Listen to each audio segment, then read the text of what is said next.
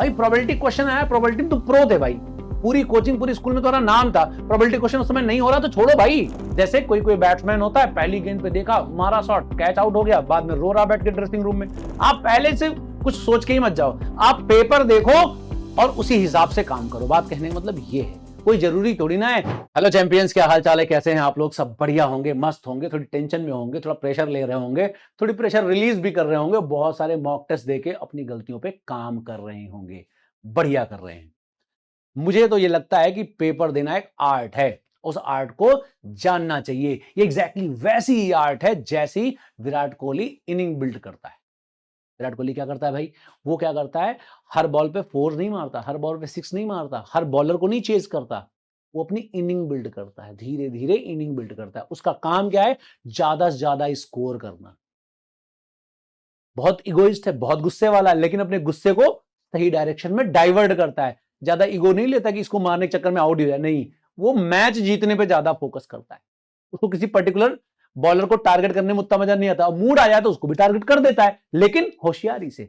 वैसे ही पेपर को जीतना है, सॉल्व नहीं करना हमें, मतलब पेपर को जीतना है, पेपर में मैक्सिमम स्कोर करना हमारा टारगेट है। ऐसा नहीं कि किसी एक पर्टिकुलर क्वेश्चन के पीछे पागल ही हो गए, नहीं भाई। प्रोबेबिलिटी क्वेश्चन आया, प्रोबेबिलिटी में तो प्रो थे भाई, पूरी कोचिंग पूरी स्कूल में तुम्हारा नाम था, प्रोबेबिलिटी क्वेश्चन उस समय नहीं हो रहा तो छोड़ो भाई। उस क्वेश्चन को करने से ऐसा नहीं कि तुम्हें मतलब आईआईटी में बिल्कुल सीधा जगह मिल जाएगी, ऐसा कुछ होने वाला नहीं है। तुम्हें तो ओवरऑल स्कोर ज्यादा करना है, इस बात को आपको ध्यान रखना है। तो आइए जरा इसी के बारे में थोड़ा चर्चा करते हैं और जानते हैं क्या है। देखो, सिंगल सिंगल लेते रहो, स्कोर बढ़ाते रहो, कोई जरूरी बाउंड्री मारो, मौका आएगा बाउंड्री मार देना भाई, है कि नहीं? तो वैसे ही जब हम पेपर देखते हैं तो पेपर पढ़ो, और पेपर पढ़ते ही जो पहली एक झटके में जो क्वेश्चन हो जाए ना, उसको कर डालो फटाक से। और जिसको पढ़ने वाला लगे कि इसमें बहुत सारा टीम जाम है, उसको छोड़ दो। एक क्वेश्चन ऐसा बहुत ज्यादा कॉन्सेप्चुअल है, बहुत ज्यादा हैवी, बहुत ज्यादा कंसंट्रेशन चाहिए, उसको तो बिल्कुल ही छोड़ दो भाई। क्यों?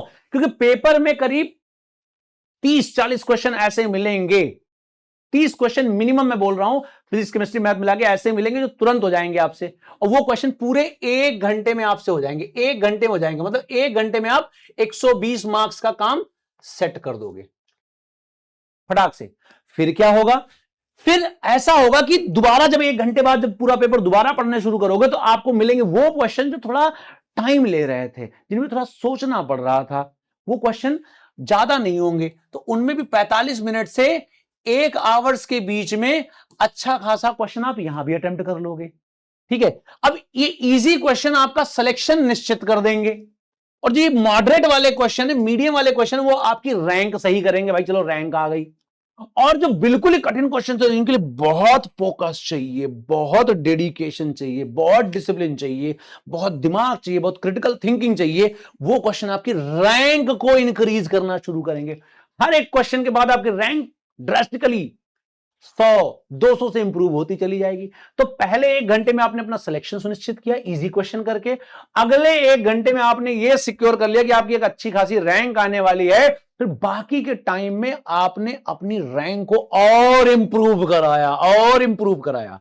इस आर्ट से आप पेपर कर लेंगे। अगर आप कहीं उलझ जाते, किसी एक पर्टिकुलर क्वेश्चन में उलझ जाते, मान लो डिफिकल्ट क्वेश्चन, 3 क्वेश्चन लगातार डिफिकल्ट आपको मिल गए, वहीं उलझ जाते, तो हो सकता है आप 7-8 इजी क्वेश्चन छूट जाते आपसे, 8-9 मॉडरेट क्वेश्चन आपसे छूट जाते, और आपका स्कोर जहां 270, 260, 250, 230 आने वाला था, आप हो जाते कहां पे? 110, 115, 105, 80, 90, 70 पे अटक जाते। फिर आप पछताते रहते। जैसे कोई कोई बैट्समैन होता है, पहली गेंद पे देखा, मारा शॉट, कैच आउट हो गया, बाद में रो रहा बैठ के ड्रेसिंग रूम में, और वहीं भाई कुछ लोग टुकुर टुकुर करके रन बना रहे हैं, बीच बीच में बाउंड्री मार रहे हैं, मजे कर रहे हैं, है ना, और पूरी टीम को मैच जिता के लेके जा रहे हैं। तो आपको इनिंग बिल्ड करनी है, आपको स्कोर मैक्सिमम करना है।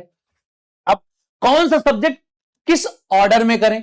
ठीक है, तो देखो क्या होता है, कभी भी होता है जब हम खेलने भी जाते हैं तो पहले वार्म अप होता है, फिर थोड़ा रिदम आता है, फिर थोड़ा हम फोड़ते हैं। वैसे ही जब हम पेपर सॉल्व करने जाते हैं तो पहले हमारा दिमाग गर्म होता है थोड़ा, फिर थोड़ा हम बहुत जल्दी जल्दी करने लगते हैं, फिर क्या होता है, बहुत फोकस से चीजें करते हैं।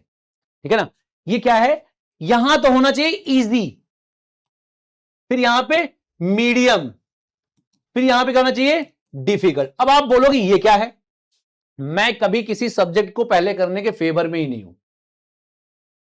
आपका मन कर रहा है मैथ से करना है, मैथ से करो। आपका मन कर रहा है फिजिक्स करना है, फिजिक्स करो। आपका मन कर रहा है केमिस्ट्री करना है, केमिस्ट्री करो। लेकिन अगर आप मैथ से करने जा रहे हो तो मैथ के पहले सारे इजी इजी क्वेश्चन करो, फिर कूद जाओ केमिस्ट्री में, केमिस्ट्री के सारे इजी इजी क्वेश्चन करो, फिर कूद जाओ आप फिजिक्स में, फिजिक्स के सारे इजी इजी क्वेश्चन करो। फिर क्या करो, अगर आप फिजिक्स से शुरू कर दो तो फिजिक्स के इजी क्वेश्चन कर डालो, फिर उसी में मैथ में चले जाओ, फिर केमिस्ट्री में चले जाओ। मेन कहने का मतलब है आपको इससे क्या फर्क पड़ता है, पहला आपने फिजिक्स किया, पहले आपने केमिस्ट्री किया, पहले आपने मैथ करा। आपको तो इस बात से फर्क पड़ना चाहिए कि पहले आप फिजिक्स के आसान आसान सवाल या पहले आप केमिस्ट्री के आसान आसान सवाल, पहले आप मैथ के आसान आसान सवाल कर डालो, क्योंकि आपको ओवरऑल स्कोर मैक्सिमाइज करना है। हाँ, ये अलग बात है, हो सकता है कि जिस दिन आप बैठ रहे हो पेपर देने उस दिन मैथ डिफिकल्ट आई हो, मैथ डिफिकल्ट आई हो तो ठीक है, आप जब इजी वाला करेंगे हो सकता है मैथ के केवल आपको 3 इजी क्वेश्चन मिले हो, तो आपको मैथ जल्दी हो गया हो पहले राउंड में, फिर आपको मॉडरेट क्वेश्चन में मैथ के 4 ही क्वेश्चन मिले हो।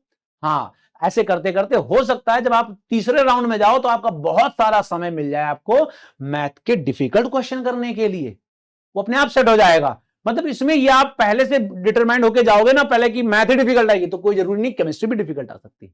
समझ रहे हो क्या कहने मतलब है, आप पहले से कुछ सोच के ही मत जाओ, आप पेपर देखो और उसी हिसाब से काम करो। बात कहने का मतलब ये है, कोई जरूरी थोड़ी ना है कि अच्छा बॉलर हमेशा अच्छी बॉलिंग करे, खराब भी कर सकता है, ठीक है। कोई बिल्कुल नॉर्मल सा बॉलर कोई जरूरी थोड़ी ना कि मतलब खराब बॉलिंग करे, अच्छी बॉलिंग कर सकता है। तो आप तो बॉल की मेरिट के हिसाब से खेलो, बॉलर को मत खेलो, कहने का मतलब मेरा ये है, ठीक है। और ये बेटा आप अभी 7-8 दिन है उनमें प्रैक्टिस कर सकते हैं। अब सेल्फ टॉक क्या है, तुमने देखा होगा हम पेपर में बहुत बार नर्वस हो जाते हैं, परेशान हो जाते हैं, सही से रिदम नहीं आता। लगातार अपने आप से बात करो, अपने आप को बकअप करो, अपने आप को प्रमोट करो, अपने आप को समझाओ, भाई तू करेगा, तेरा टास्क है स्कोर करना, मैक्सिमम स्कोर करना है। कोई एक लाइन होगी आपकी, देख बेटा तेरा काम है 270 स्कोर करना, जल्दी जल्दी बढ़, इजी क्वेश्चन पहले, इजी क्वेश्चन पहले, नहीं अटकना नहीं है, 45 minute 45 second question, maximum 45 second ही देने। बात करते रहो, कॉन्टिन्यूस बात करते रहो, कुछ चीजें अपने आप को लगातार याद दिलाते रहो। नहीं 30 सेकंड से ज्यादा नहीं चलेगा, नहीं छोड़ो क्वेश्चन, 45 सेकंड से ज्यादा नहीं, मैं 1 मिनट नहीं दूंगा, मैं दूसरे अटेम्प्ट में क्वेश्चन नहीं करूंगा, पहले अटेम्प्ट में सॉल्व करूंगा। ये सब बातें आप लगातार बोलते रहो, समझाते रहो, सिखाते रहो।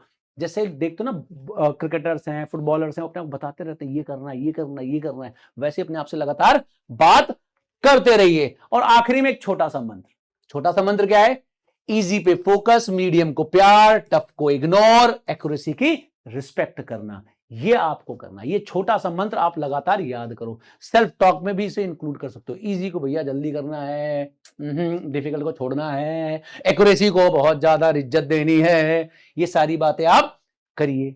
और आप टेंशन मत लीजिए, आपके स्कोर एकदम से 25-30 नंबर जंप कर जाएंगे। तो मैं सजेस्ट यही करता हूं, आने वाले मॉक टेस्ट में ये चीज आप अप्लाई करिए और आप देखना छोड़ के आओगे, ठीक है। बेस्ट ऑफ लक, और ये मंत्र याद रखना।